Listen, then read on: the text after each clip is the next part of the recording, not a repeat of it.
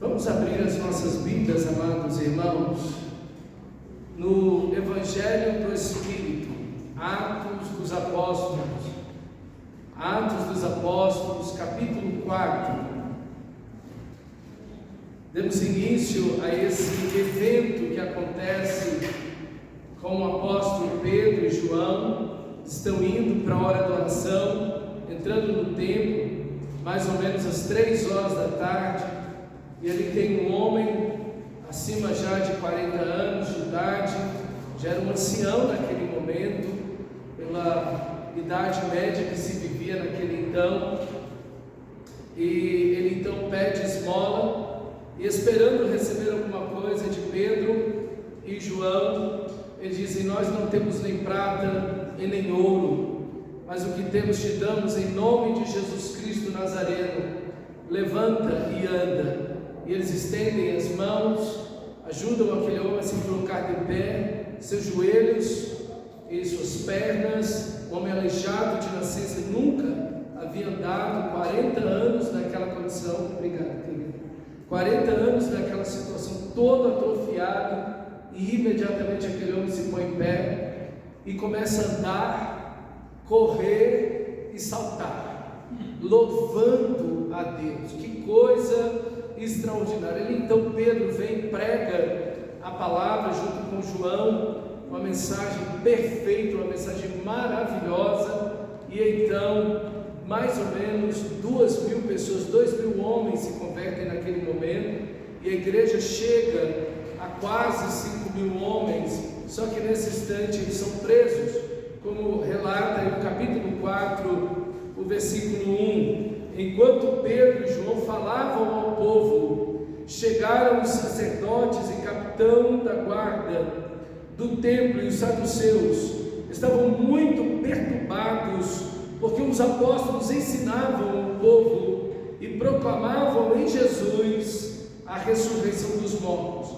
Eles agarraram Pedro e João e, como já anoitecia, os colocaram na prisão até o dia seguinte. Muitos, porém, dos que ouviram a mensagem creram, chegando a quase 5.000 o número dos homens que creram. E nesse momento, então Pedro e João vão passar a noite presos.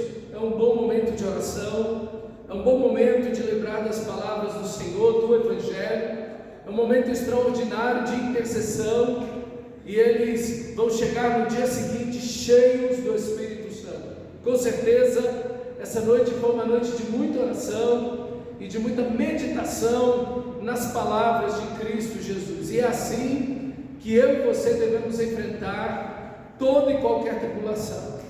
É assim que nós devemos enfrentar qualquer problema, dificuldade ou doença, por meio de profunda, intensa oração, lembrando, recordando, meditando nas palavras do nosso Senhor Jesus Cristo, lembrando que por pregar o Evangelho, nós não teremos muitas vezes facilidade. Às vezes as pessoas acham que nós estamos fazendo a obra de Deus, então vai ser fácil, né? Não teremos obstáculos, a bênção de Deus vai estar sobre nós, então tudo vai dar certo. Não é verdade, meus irmãos. Ao contrário disso, eles estavam pregando o Evangelho. Um homem aleijado de nascença foi curado, e então eles são presos. Fazer a vontade de Deus nem sempre vai resultar em bênçãos ou proteções. Pelo contrário, aqui nós vemos os apóstolos do Senhor sendo aprisionados. Mas o mais importante, aquele homem foi curado, foi salvo, e 5.000 pessoas estão agregadas à igreja nesse momento. Quase 2.000 homens se convertem ao Evangelho. Então, isso aqui é o importante. Aqui está o propósito da pregação, da prisão, do milagre. Pessoas crendo em Cristo Jesus, o nosso Senhor. E o texto segue e diz: no dia seguinte, as autoridades, os líderes religiosos e os mestres da lei reuniram-se em Jerusalém.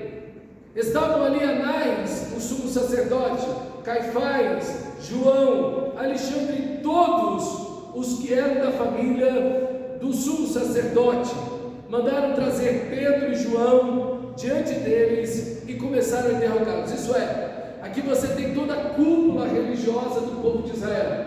O sumo sacerdote está lá, Anás, Caifás e toda a família dos sacerdotes.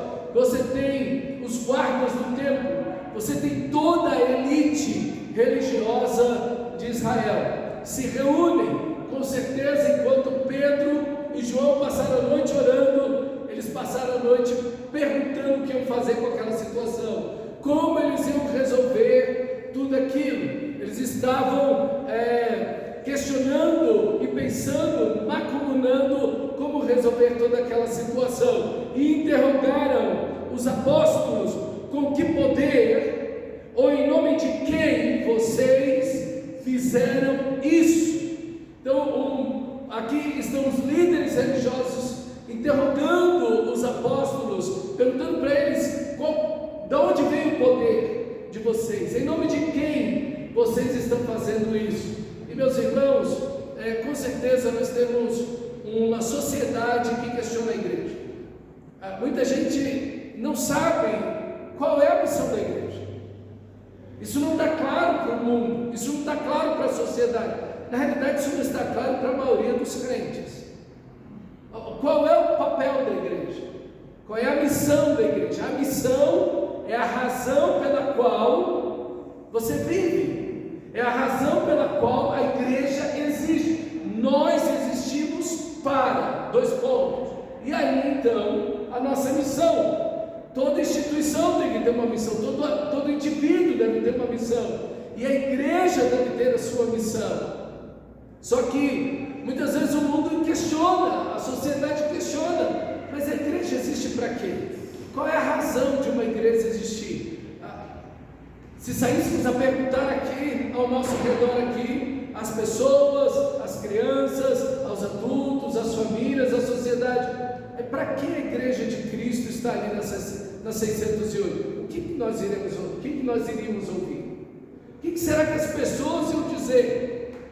A igreja existe para, ou essa igreja existe para? Então isso precisa estar claro para nós, mas isso precisa estar claro para a sociedade.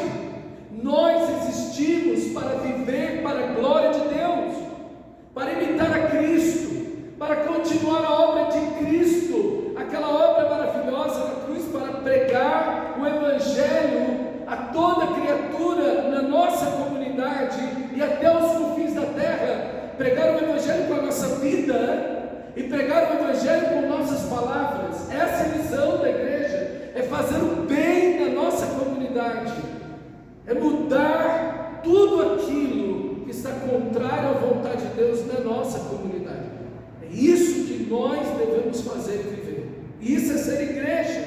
Então, infelizmente, na cabeça da maioria dos cristãos não tem um vazio em relação a isso, tem um hiato, está oco em relação ao que a igreja de fato deve ser. Qual é a missão? Qual o propósito? Qual é a razão da igreja existir? Então, não apenas aqui há um questionamento em relação à igreja, mas também há um questionamento a cada geração do que é a igreja, do que ela veio fazer, qual é a missão, a razão, o propósito da existência dessa igreja. E essa noite de oração com certeza resultou aí nesse texto maravilhoso do versículo 8. Então Pedro, cheio do Espírito Santo, disse, e aqui nós vemos a continuidade do Pentecostes. Veja, é uma igreja cheia do Espírito Santo. No Pentecostes, ela está cheia do Espírito Santo quando vai orar. Ela vai buscar a presença de Deus, cheia do Espírito Santo. É cheia do Espírito Santo que Pedro e João dizem: levanta e anda para aquele aleijado de nascença. E agora eles vão dar resposta à razão da sua fé, cheios do Espírito Santo. E esse texto termina no final do capítulo 4, toda a igreja reunida e todos são cheios do Espírito Santo.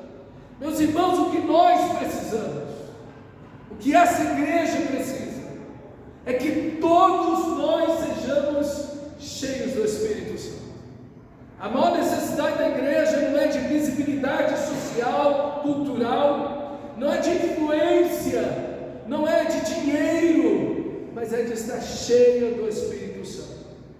Lendo esse texto, imediatamente me veio à mente esse título: uma igreja selvagem, indomável. É uma igreja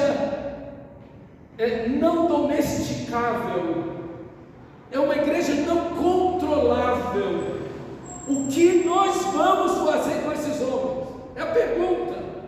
O que nós vamos fazer com essa igreja? Ela não entra, ela não se encaixa, ela não recebe ordens, a gente não consegue colocar um parâmetro nessa igreja, a gente não consegue colocar limites nessa igreja. Ela está fora do controle humano, porque ela está debaixo do poder do Espírito. Meus irmãos, a cultura quer controlar a igreja, a mídia quer controlar a igreja, os governos querem controlar a igreja, líderes religiosos querem controlar a igreja, mas a igreja deve estar cheia do Espírito Santo, a igreja deve estar controlada pelo Espírito de Cristo Jesus. É isso, irmão, isso é a igreja. É uma igreja selvagem, selvagem no sentido de que ela foge desse controle humano. Não há o que fazer com essa igreja, não há o que fazer, e eles vão ser presos agora, e vão ser presos daqui a 1, 2 capítulos, e vão ser chicoteados, e eles vão sair de lá felizes. E esse evangelho não pode ser contido, esse evangelho não pode ser restrito, esse evangelho não pode ser encapsulado. Ele vai romper todas as barreiras. É assim que o livro de Atos termina. Paulo preso, mas o evangelho sendo pregado liberalmente, totalmente livre na pregação do evangelho. Que coisa extraordinária, irmão. É essa igreja que Deus quer que sejamos. Nós não podemos apenas ler esse texto essa noite, nós precisamos viver esse texto. O que nós precisamos fazer? Qual é a solução para tudo?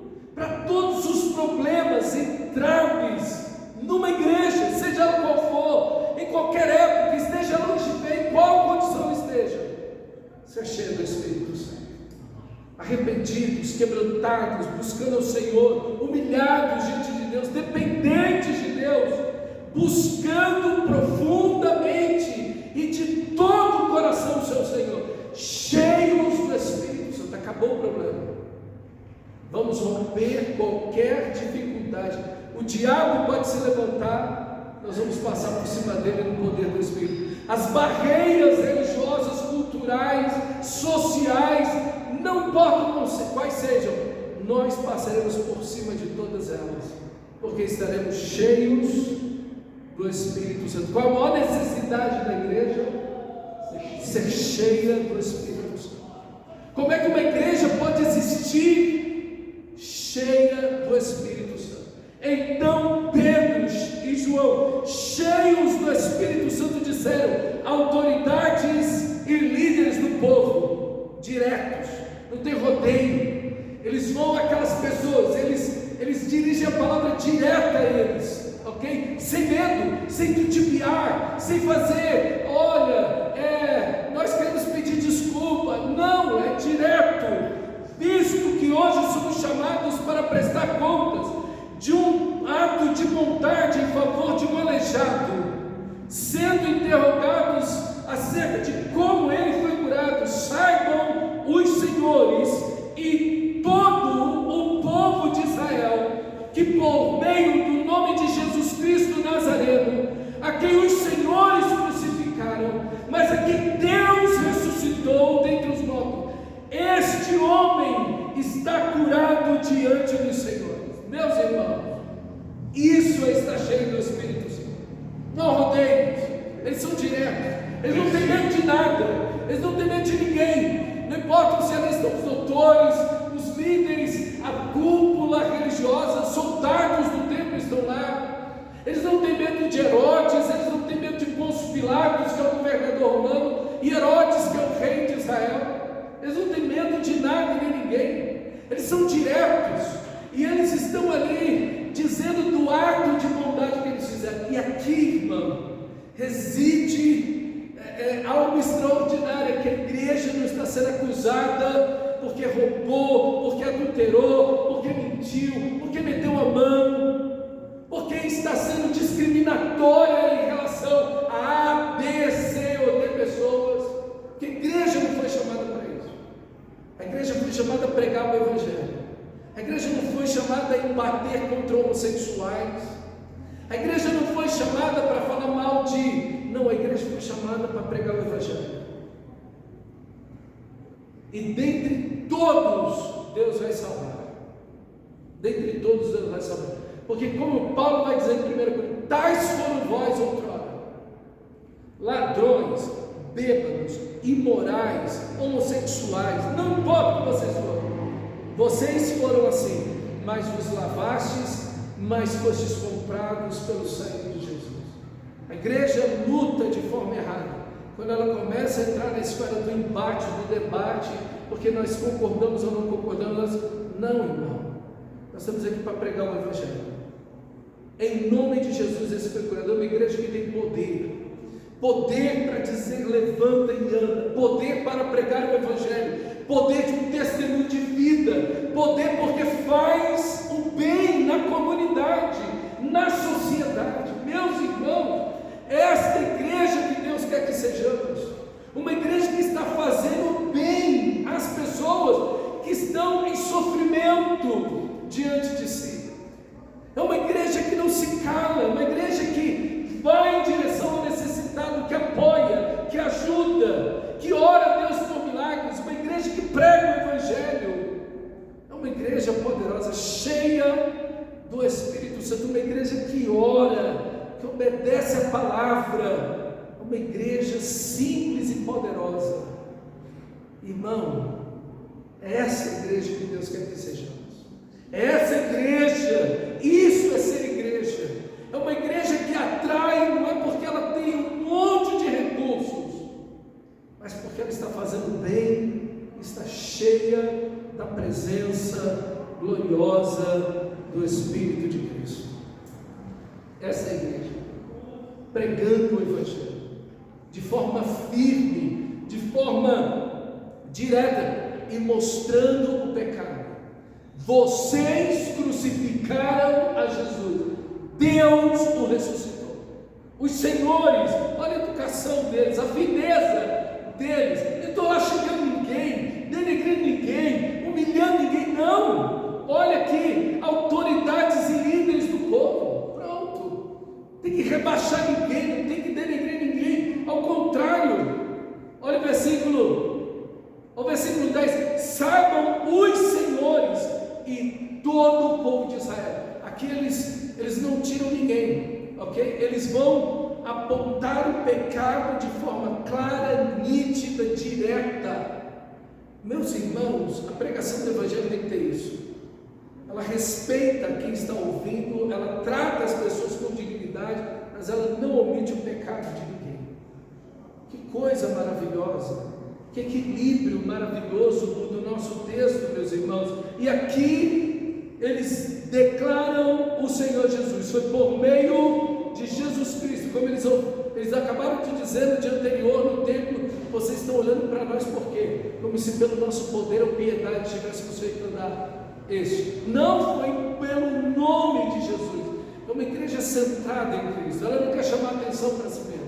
Os apóstolos estão chamando atenção para si mesmos. Eles não estão levando glória alguma no que está acontecendo. Foi Cristo, foi o nome de Cristo, foi a ressurreição de Cristo, foi a morte de Cristo, é a pessoa de Cristo, é o poder de Cristo, é a palavra de Cristo, o Evangelho de Cristo, o Espírito de Cristo que está agindo. Meus irmãos, esta igreja, olha o que o texto vai dizer: vocês mataram, os senhores crucificaram, mas a quem Deus ressuscitou dentre os mortos, este homem está curado diante dos senhores. Este Jesus é. Isso é o Evangelho. O Evangelho é falar de Jesus. Este Jesus é. E aí ele vai citar o Salmo 118 e também Isaías capítulo 28. No Salmo Salmo 118 é um salmo que clama a salvação de Deus. O salmo inteiro diz: Senhor, vem sobre nós, vem para nos salvar, Senhor. Vem, Senhor, abre as portas da salvação, Senhor, nos salva. É o clamor do salmista. Mas em Isaías capítulo 28, o povo de Israel está contra Deus. O povo de Israel tinha abandonado o Senhor, e eles tinham feito uma aliança com a morte. Deus está dizendo: eu vou disciplinar vocês. Outra nação, a Síria, está vindo aí e vai disciplinar vocês. O que eles falaram? A resposta deles, no lugar de se humilhar e buscar o Senhor: nós fizemos uma aliança com a morte. A morte aí é o Egito, ok? Eles fizeram uma aliança com o Egito. Haviam deuses egípcios, os deuses da morte. Nós não podemos morrer, porque nós temos uma aliança com a morte. Nós não seremos derrotados e destruídos, porque nós temos uma aliança com a morte. Nós estamos confiados nos deuses egípcios e no poder militar egípcio. E Deus diz: eu vou desfazer essa aliança que vocês têm com a morte, mas eu vou colocar em Israel uma pedra angular e verdadeira.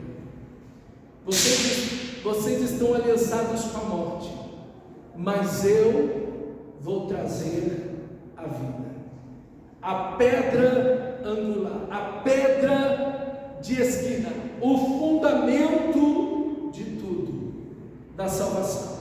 Então essa é a resposta de Deus para o povo, para a nação de Israel. Essa é a ideia que este é Jesus, a pedra que vocês, construtores, rejeitaram e que se tornou o fundamento, a pedra angular, a pedra de esquina que amarra tudo, ok? Então este é Jesus.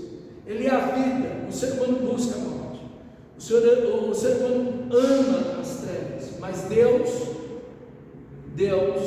traz a vida, Deus traz a salvação. Que texto maravilhoso! Não há, ele conclui, Jesus é a pedra que os construtores, vocês rejeitaram com a religiosidade de vocês, com as formas de vocês criaram um sistema religioso de corrupção, onde se obtém dinheiro, onde vocês oprimem o povo, onde vocês enriquecem. Mas Deus trouxe o Messias, a pedra que os construtores rejeitaram. Isso já estava descrito, a gente já sabia que isso ia acontecer. O profeta Isaías já havia predito isso, o próprio Davi já havia anunciado isso no salmo anteriormente, que vocês rejeitariam o Senhor da glória. Então ele conclui dizendo: não há salvação em nenhum outro. Não há salvação no judaísmo, não há salvação nas cerimônias, não há salvação no templo, não há salvação nos sacrifícios. Os sacrifícios, o templo, tudo que era feito ali deveria apontar para Cristo Jesus, o Senhor da glória, deveria apontar para o sacrifício maravilhoso de Jesus. Mas vocês rejeitaram o autor da vida, vocês mataram o autor da vida, vocês mataram a Jesus, vocês crucificaram a Jesus. Mas Deus frustrou os planos de vocês. Vocês fizeram uma aliança com a morte, como o povo de Israel fez, como no tempo de Isaías, 800 anos antes. Mas Deus desfez aquilo. Da mesma forma, vocês rejeitaram e mataram o Senhor da glória, crucificaram. Mas Deus frustrou os planos de vocês e ressuscitou a Cristo Jesus. O mundo, a cultura, a religiosidade tenta frustrar o Evangelho, tenta acabar com o Evangelho, tenta diminuir a Cristo, tenta anular a Cristo.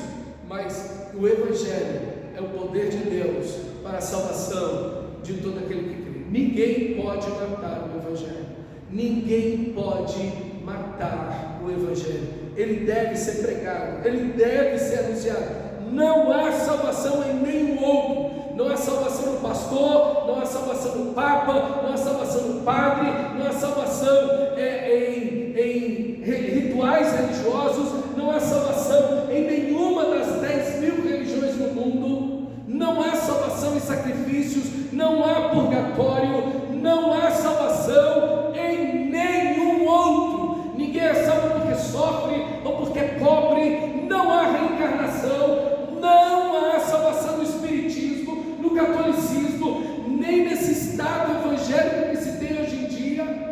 Não há salvação em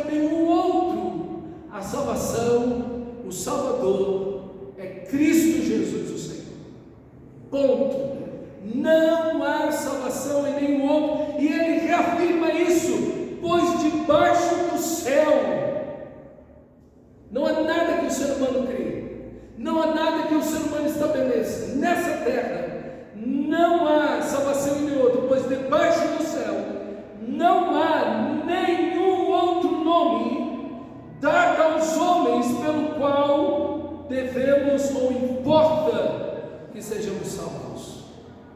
Ninguém é salvo por nenhuma religiosidade que tenha. Ninguém. Se a igreja deixar de pregar Jesus, ela perdeu a única chance de salvação. Não importa quem seja, não importa o que esteja, não há salvação nas boas obras. Ninguém é salvo porque dá comida para os outros, ou porque visita, ou porque faz o bem às pessoas. Nada disso pode salvar ninguém. O único que pode perdoar os nossos pecados é Cristo Jesus naquela cruz, nos substituindo, morrendo, assumindo o nosso pecado naquela cruz. Apenas Ele. Não há salvação em nenhum outro. Em nenhum outro. Pode ter milagres, pode ter boas obras, pode ter religiosidade, pode ter misticismo, pode ter o que quiser. Não há salvação em nenhum outro. Pastor nenhum salva ninguém. Papa nenhum salva ninguém. Não há salvação em nenhum outro. Boas obras não salvam ninguém. Religiosidade não salva ninguém. Não há salvação nenhuma. Debaixo do céu não há salvação. Jesus é o caminho, Jesus é a verdade, e Jesus é a vida. E ninguém vai ao Pai a não ser por Ele. Esse é o Evangelho. Nada menos, nada mais. Esse é o Evangelho. E quando nós estamos cheios do Espírito, quando é uma igreja comprometida, guiada pelo Espírito, centrada em Cristo, é isso que ela vai pregar. Ela não vai diminuir o Evangelho. Ela não vai negociar o Evangelho. Ela não vai olhar para alguém e dizer: olha, tudo bem, você está vivendo essa vida, olha, Deus entende você, ou você está salvo, não se importa não, olha os seus pecados, não são nada. Não, essa igreja nunca vai pregar isso. Essa igreja nunca vai pregar psicologia positiva. Essa igreja nunca vai pregar filosofia. Essa igreja vai chamar os pecadores ao arrependimento, dizendo: só há um Salvador, só há esperança em Cristo Jesus, em nenhum outro. Não há outra saída, não há outro Salvador. Quem não está em Cristo está 100% perdido. Quem não foi salvo por Cristo, quem não passou pelo sangue daquela cruz, está 100% perdido. Como Jesus disse: aquele que tem o Filho tem a vida, quem não tem o Filho não tem a vida. Sobre ele está a ira de Deus. Quem disse isso foi Jesus. Então, meus amados irmãos, nós não vamos diminuir o Evangelho. Uma igreja cheia do Espírito Santo, ela não vai diminuir e negociar o Evangelho em absoluto. Não há salvação em nenhum outro. Debaixo do céu não há outro nome dado aos homens pelo qual importa que sejam salvos. Ninguém é salvo de outra maneira. Ninguém chega a Deus de outra maneira. Ninguém, em canto algum, em momento algum da história. Ah, pastor, mas essa pessoa tem boa intenção, ela não chega a Deus. Essa pessoa tem sinceridade, ela não chega a Deus. Só há um caminho, e o caminho não é a sinceridade, o caminho não é a boa vontade, o caminho não é a religiosidade, o caminho é Cristo. Irmão, isso tem que estar tão claro para a gente. Isso tem que ser uma ênfase tão nítida para a gente, para que arranque todos nós da religiosidade. E para todo aquele que você pregue, não fique dúvida alguma. Pedro e João não deixaram dúvida aqui para ninguém. Olha, eu acho aqui na igreja, eu acho que eu estou salvo. Não. Olha, o pastor disse que eu estou salvo. Não.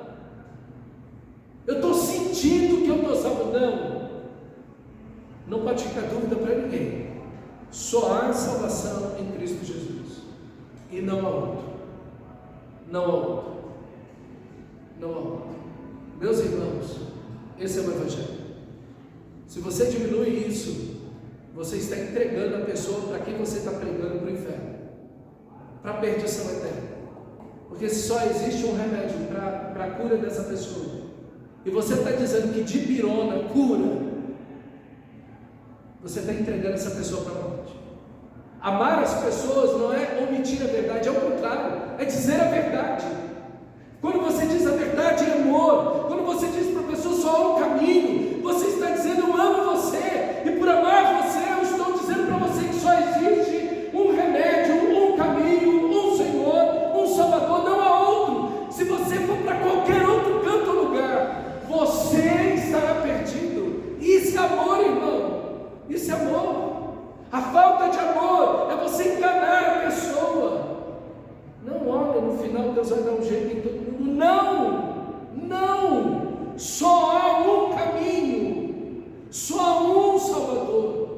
debaixo do céu, em qualquer época ou momento, em qualquer cultura ou circunstância, não há outro nome dado aos homens pelo qual importa que sejamos salvos. Quem tem um filho tem a vida. Quem não tem um filho não tem a vida. Sobre ele está o juízo de Deus. Acabou. Está condenado. Está condenado. Aquele que crê está salvo, aquele que não crê já está, não vai ser, já está condenado. Meus irmãos, isso é o Evangelho. Você não pode diminuir o Evangelho. Quando você negocia o Evangelho, quando você diminui o Evangelho, você entregou a pessoa para a perdição eterna. Não é um ato de amor você dizer assim, não, olha, talvez, olha, Deus entende você. Não, não é um ato de amor. Isso é uma perversão. Porque você deveria dizer a verdade, você está diminuindo. Você está tirando a parte central do Evangelho que é Cristo. Você está entregando essa pessoa para a perdição eterna. Uma vez um pastor disse para mim que tinha um homem, um médico, na igreja dele, que ficou meio assim quando ouviu que sem Jesus não há salvação e tal. E ele falou, não, olha, há esperança e tal. Eu pensei na hora, não estava falando diretamente para mim. Se tivesse falado diretamente para mim, eu tinha dito, você botou esse cara no inferno. E foi o que ele fez. Foi o que ele fez. Ele entregou o cara para o inferno. Porque se ele diz que vai ter outro jeito, outro caminho, alguma coisa assim, entregou o cara para o inferno, pô. Ah, mas ele é médico. Não interessa quem é ele. Aqui estão todas as autoridades do povo, toda a liderança da nação de Israel está lá. E eles estão dizendo, não há outro Salvador, não há outro nome dado entre os homens. Não tenha medo, meu irmão. Pregue o Evangelho, seja quem for. Não importa se é seu pai, se é sua mãe, não importa se são seus irmãos, se alguém é resistente ou aberto, não importa se tem diploma, se é o presidente da República, não importa quem seja, pregue o Evangelho para ele. E não diminua nada. Não temos autorização de Deus para diminuir nada do Evangelho. Temos que pregar o Evangelho. Amém, amados irmãos? Tome isso para você em nome de Jesus. Em nome de Jesus. Não entre nessa ideia cultural que está aí, desse Jesus cultural que está por aí, desse Deus que no final, no universalismo, vai salvar todo mundo. Essa é uma grande, grande mentira. E você vai ver a estratégia do diabo nesse texto. E então o texto diz, vendo a coragem de Pedro e João, e percebendo que eram homens iletrados e sem instrução. Glória a Deus por isso. Porque Deus não usa só quem tem diploma. Deus usa quem está cheio do Espírito. Glória a Deus. Porque Deus usa o pedreiro, Deus usa o padeiro, a faxineira, Deus usa o universitário, Deus usa qualquer um. Prega o Evangelho, irmão. Prega o Evangelho. Porque se você pregar o Evangelho, nessa mensagem há todo o poder de Deus para a salvação de todo aquele que crê. Então prega o Evangelho. Prega o Evangelho com intrepidez, com ousadia, com paixão, com amor, sem diminuir nada. Prega o Evangelho, Deus vai usar você. Enquanto você prega o Evangelho, Deus está falando através de você. Deus está usando a sua vida. Então prega o Evangelho. Eles eram homens iletrados e sem instrução, ficaram admirados e reconheceram que haviam estado com Jesus. A presença de Cristo, a presença do Senhor. Eles andaram com Jesus, a maneira deles falar, a ousadia, a intrepidez, a coragem, a centralidade da mensagem, são discípulos de Jesus. Andam com Jesus, caminham com Cristo Jesus. Além disso, não podiam ver, além disso, como podiam ver que o homem que fora curado estava com eles, nada podia dizer em contra. Assim, ordenaram que se retirassem do Sinágogo e começaram a discutir, perguntando: o que faremos com esses homens? É incontrolável. Eles não são domesticáveis. Eles não são pessoas que você põe em quatro paredes. Não há o que fazer com eles. Essa é a igreja. É uma igreja selvagem. É uma igreja não domesticável, não controlável. Não há como controlar esta igreja.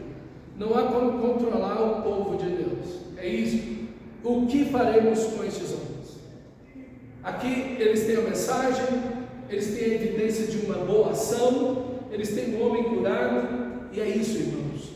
A igreja silencia a cultura, a igreja silencia o mundo, pelo seu testemunho e suas obras de santidade, bondade e amor e poder. Não há do que acusar essa igreja, não há do que falar mal dessa igreja. É isso que tem que acontecer com você, meu amado. Ninguém da sua família tem que acusar você. Eles podem até não concordar com a sua fé, é o direito deles, é o direito deles, de qualquer um, não concordar com a nossa fé, mas eles não têm que falar mal de você. O seu testemunho é exemplar. As pessoas do seu trabalho não têm que falar mal de você, o seu testemunho lá é exemplar. Irmão, que coisa maravilhosa, que coisa poderosa. Esse é o testemunho da igreja. Eles têm uma mensagem maravilhosa, eles estão cheios do Espírito, eles têm uma vida, um testemunho que respalda, tem boas obras que eles estão fazendo, e o poder de Deus curou aquele homem. Glória a Deus. Não temos o que é que a gente vai fazer com esse pessoal. Não tem o que fazer com eles. Não há como controlar, não há como encarcerar, não há como domesticar uma igreja cheia do Espírito Santo. Ela não está sob o controle do homem, mas ela está debaixo do poder do Espírito, da palavra de Deus. E aí então, todos os que moram em Jerusalém sabem que eles realizaram um milagre notório e não podemos negar. Contudo, para impedir que isso se espalhe ainda mais no meio do povo, precisamos adverti-los de que não falem com mais ninguém sobre esse nome. É tudo que o diabo quer de você, é tudo que Satanás quer de você, é tudo que a cultura quer da igreja, domesticada. Não pregue mais, pregue qualquer outra coisa, pregue psicologia positiva, pregue autoajuda, pregue prosperidade, pregue qualquer outra coisa, não pregue o Evangelho. Não fale mais sobre esse nome. O problema é esse nome, o problema é Jesus, o problema é a exclusividade do Evangelho, o problema é isso, irmão. O diabo não tem problema com uma igreja que prega psicologia positiva, que prega autoajuda, que prega sobre dinheiro, que prega qualquer outra coisa. O diabo não tem problema nenhum com uma igreja dessa, nenhum. Ele não vai lá para casar nessa gente de jeito nenhum. Eles se acabam sozinhos, eles se destroem só, eles adulteram só, eles roubam só, eles fazem tudo sozinhos. Ninguém precisa fazer nada com eles. Eles sozinhos se acabam. Mas quando uma igreja, quando um crente prega o nome de Jesus, a pessoa de Jesus, o Evangelho de Jesus, os milagres de Jesus, a cruz de Jesus, a ressurreição de Jesus, os ensinamentos de Jesus, quando uma igreja cristã prega o nome de Jesus e vive uma vida para a glória de Jesus, é um problema. Prepare-se para ter oposição. Primeiro dentro de casa. Ninguém vai se importar se você for fanático pelo seu trabalho, por comida, por diversão, por viagem, ou por qualquer outra coisa. O pessoal vai elogiar você. Esse aí sabe viver. Esse aí sabe viver. Esse aí aproveita a minha vida. O negócio dele é esse aí. Esse sabe viver. Agora diz para a sua família: eu vou viver para a glória de Deus. Você é obcecado. Você é maluco. Você é exagerado. Você está fascinado por isso. Você é um fanático. Você é um cabeça fechada. Você precisa abrir a sua mente. Você pode ter a cabeça fechada para qualquer coisa, mas se você estiver focado em Cristo, centrado em Cristo, acabou. Não espera que nada, nem ninguém nesse mundo te entenda, a não ser os filhos de Deus, de verdade, os crentes em Cristo. Esses vão entender você porque vivem na minha hora. Meu irmão amado, tudo que o diabo quer é calar a igreja, Então o texto segue: então, chamando-os novamente, ordenaram-lhes que não falassem, nem ensinassem em nome de Jesus. Eles vão advertir, eles vão ameaçar, eles vão proibir, eles vão fazer tudo. E o diabo vence quando o crente se cala. O diabo vence quando o crente se omite, se acovarda, se silencia.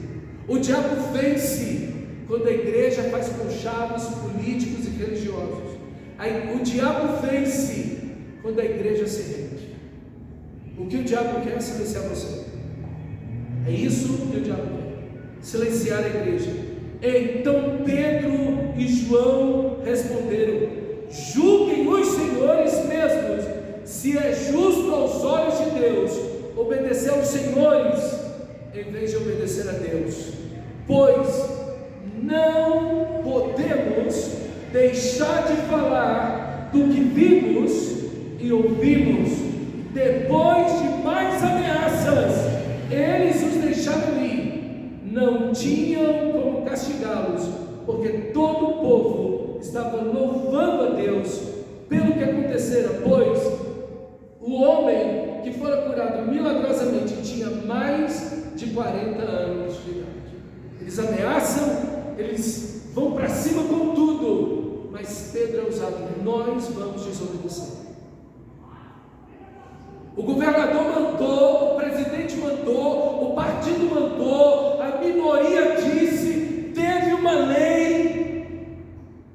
Não importa quem seja, não vamos deixar de pregar o Evangelho. Vamos prender vocês, não vamos deixar de pregar o Evangelho. A igreja não pode ser domesticável. A igreja não pode ser controlável. Governo algum, partido algum, autoridade alguma pode meter a mão dentro da igreja e dizer: vocês pregam ou não pregam, falam ou não falam. Minoria alguma pode dizer: vocês, não tem ninguém que pode meter a mão e dizer: vocês vão fazer ou não vão. Vão prender vocês, pode prender, a gente vai pregar o Evangelho. Isso chama-se desobediência civil. A gente prega, é o que Daniel fez. É proibido durante 30 dias orar qualquer Deus a não ser o rei. Ele abriu a janela e começou a orar 3 vezes por dia, como ele fazia. Acabou. Nós não obedecemos essas ordens, porque a gente obedece a Deus primeiro e depois aos homens. Se os homens estão nos mandando ir contra a vontade e a palavra de Deus, com muito amor, mas com toda firmeza e com todo respeito, nós vamos dizer: senhores, não vamos obedecer isso. Não tem que xingar ninguém, não, é o contrário. Senhores, nós jamais obedeceremos vocês, porque nós estamos aqui para obedecer primeiro a Deus e depois aos homens. Ninguém pode silenciar a igreja de Deus. Meus irmãos, isso é o que a igreja deve fazer. Não importa, pastor. Olha o que talvez alguns irmãos sugeriram. Olha, pastor, acho melhor a gente parar de pregar o Evangelho. É melhor a gente fechar a igreja uns dias, uma semana, né, até a poeira sentar. Que até de crente falando uma bobagem, né?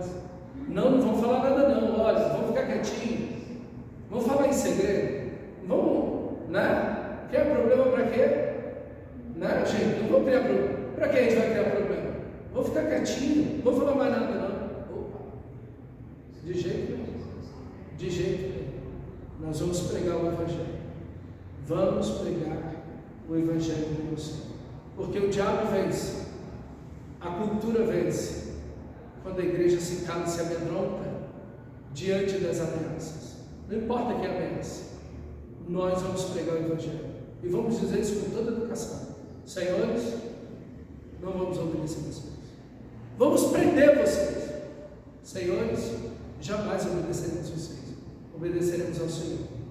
Ele está acima de tudo em nossa vida. Quando foram soltos, Pedro e João voltaram para os seus companheiros, voltaram para a igreja, e contaram tudo o que os chefes dos sacerdotes, os líderes religiosos, lhes tinham dito. Ouvindo isso, levantaram juntos a voz em oração a Deus, dizendo: é uma igreja que, no lugar de se acovardar, vai orar. É uma igreja que começa orando, continua orando e segue orando. É uma igreja que busca Deus. É uma igreja que não se amedronta, porque ela ora a Deus, ela busca o Senhor, meus amados irmãos. É isso que nós devemos fazer. Tem luta, tem ameaça, tem advertência. Ore a Deus, vamos seguir orando a Deus. Não se covarde, continue orando, buscando ao seu Senhor. Eles juntos levantaram a voz em oração, dizendo: soberano. Eles oram para a soberania de Deus, eles oram para a grandeza de Deus, eles oram para o poder de Deus. Soberano, tu que fizeste os céus, a terra, o mar e tudo quanto neles há, o dono de tudo, o Senhor de tudo. As autoridades vieram falar com eles. A cúpula, os maiores líderes da nação de Israel estavam lá ameaçando eles: Senhor, acima deles está o Senhor. Acima deles só existe um, o soberano. Todos estão debaixo da tua autoridade e do teu poder, e é em teu nome, Senhor, que nós estamos. É no teu poder que nós vamos. Nós vamos na tua ordem, que o Senhor disse: ir de pregar o evangelho a toda criatura. Não vamos obedecê-los, vamos obedecer ao Senhor.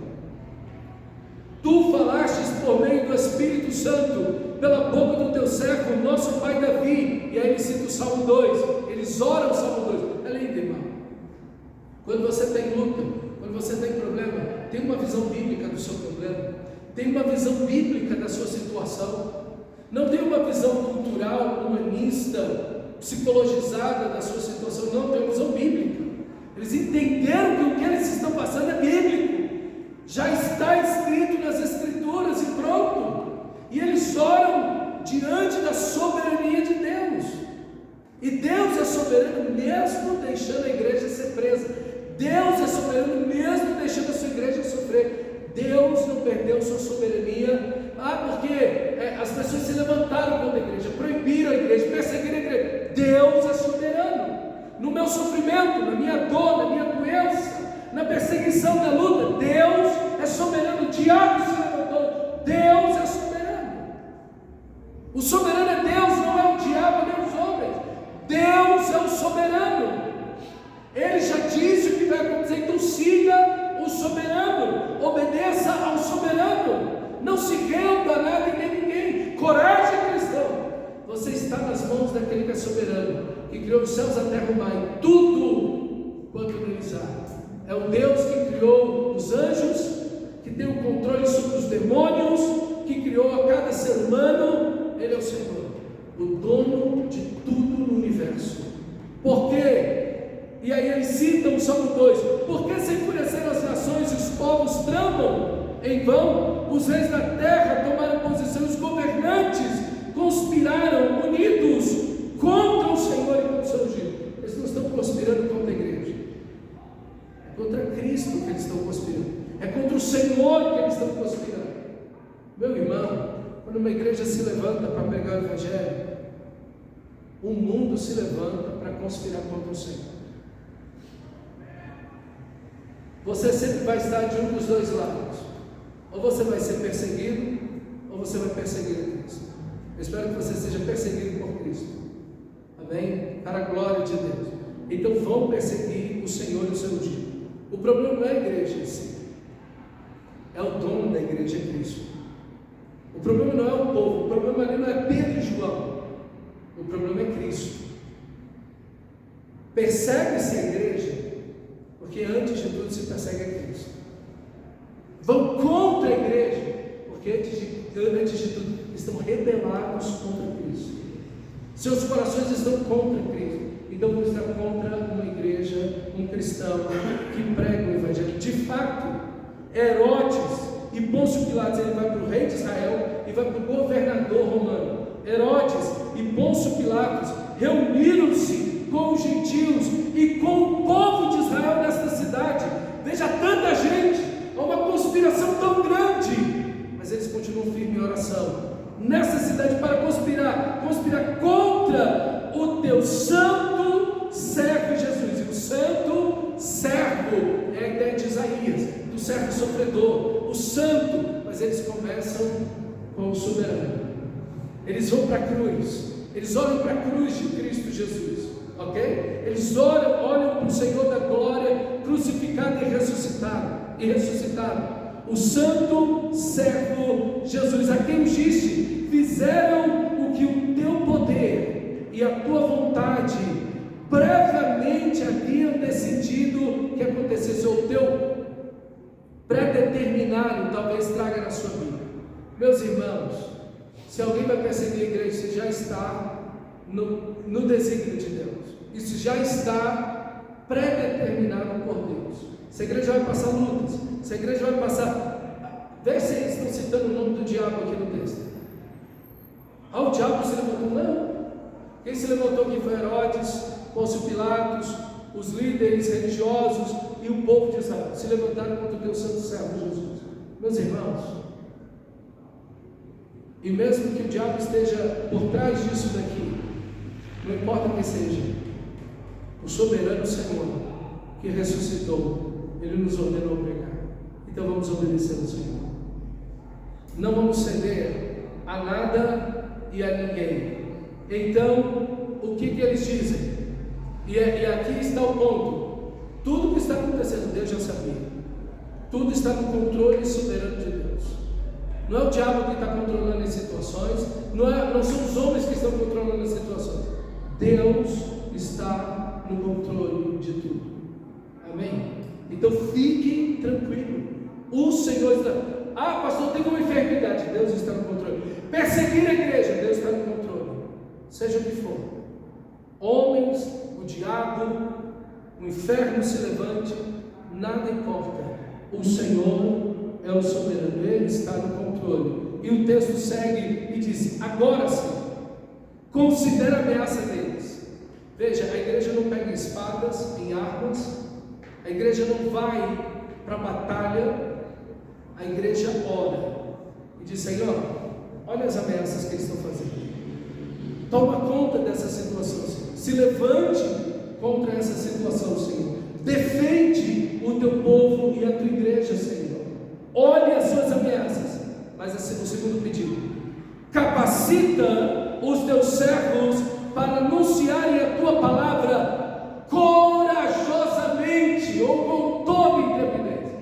Eles não estão orando: Senhor, tira a tribulação, Deus, afasta o diabo, Senhor, ameniza o problema, Senhor, tira, Senhor, os pecados. Não, Senhor, nos dá coragem. O que nós precisamos é de coragem, Senhor. O que nós precisamos é avançar, Senhor. Não é retroceder. Nossos corações podem tremer, mas nós precisamos ser extremamente corajosos. Senhor, nos enche de coragem, Senhor, para pregar a tua palavra. Eles não estão falando: Senhor, nós vamos dar um tempo aqui como igreja, né? Nós vamos fechar a porta aqui, vamos ficar em casa um pouco, vamos deixar a poeira baixar. Não, Senhor, nos enche de coragem para pregar corajosamente a tua palavra. Estende as mãos para curar e realizar sinais e maravilhas por meio do nome do teu santo servo Jesus. Senhor, continua operando milagres, continua nos dando coragem, intrepidez, ousadia. Não vamos nos calar, não vamos obedecer. Vamos obedecer a ti, soberano Senhor, no poder do teu Espírito, cheios do teu Espírito. Nos enche, Senhor, e nos dá ousadia para pregar a palavra. Depois de orarem, tremeu o lugar onde estavam reunidos. Todos ficaram cheios do Espírito Santo e anunciaram corajosamente a palavra de Deus. Aqui o diabo fica frustrado, aqui a cultura fica frustrada. Veja, meus irmãos, é uma igreja não domesticável. Essa é uma igreja selvagem, no sentido de que ela não pode ser controlável, ela não pode ser domável. Ela é uma igreja que vai obedecer o seu Senhor. Não há políticos, não há leis, há a ameaças, a levantes do inimigo, a qualquer pessoa que seja. Não importa se seja o rei ou o governador, nada importa. Nós vamos obedecer a Deus primeiro e depois aos homens, se os homens estiverem de acordo com Deus. Por quê? Porque essa é a ordem do soberano, e não há nenhum nome pelo qual importa que sejamos salvos, porque debaixo desse céu não tem nenhum nome pelo qual alguém possa ser salvo no seu nome de Jesus. Jamais cessaremos de pregar a Jesus. Que você possamos ter essa coragem e essas atitudes de orar, buscar a Deus, ser cheios do Espírito Santo e orar a Deus e dizer: Deus faz milagres, Deus salva pessoas para a tua glória e para o teu nome. Amém. Coloque-se em pé.